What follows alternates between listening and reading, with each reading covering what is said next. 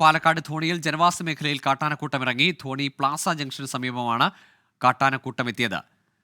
നിഖിൽ പ്രമേശ് വരുന്നുണ്ട് വിശദാംശങ്ങളുമായി. പാലക്കാട് നിന്ന് നിഖിൽ, എന്തെങ്കിലും നാശനഷ്ടങ്ങൾ ഉണ്ടാക്കിയിട്ടുണ്ടോ? ഈ കാട്ടാനകളെ കാട്ടിലേക്ക് കയറ്റാൻ തുരത്താനുള്ള നടപടികൾ ഉണ്ടോ? ഗോകുൽ, ഇന്ന് 10:30 കൂടിയാണ് ധോണി മേഖലയിൽ 4 കാട്ടാനകൾ കൂട്ടത്തോടെ ജനവാസ മേഖലയിലേക്ക് എത്തുന്ന സാഹചര്യം ഉണ്ടായത്. അതിന്റെ ദൃശ്യങ്ങളാണ് നമ്മളിപ്പോൾ കണ്ടുകൊണ്ടിരിക്കുന്നത്. കഴിഞ്ഞ 3-4 ദിവസമായി മേഖലയിൽ കാട്ടാന ശല്യം രൂക്ഷമായി ഉണ്ട് എന്നുള്ളതാണ് പ്രദേശവാസികൾ പറയുന്നത്. ഇന്നിപ്പോൾ 10:30 കൂടി ഈ ജനവാസ മേഖലയിലേക്ക് എത്തിയ കാട്ടാനക്കൂട്ടം ധോണി പ്ലാസ് ജംഗ്ഷന് സമീപത്താണ് നിലയുറപ്പിച്ചത്.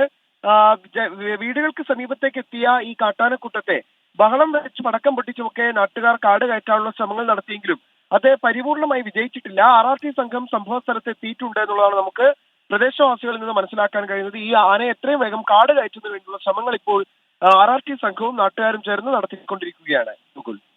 ശരി, നിഖിൽ പ്രമേഷാണ് വിവരങ്ങൾ നൽകിയത് പാലക്കാട് നിന്ന്.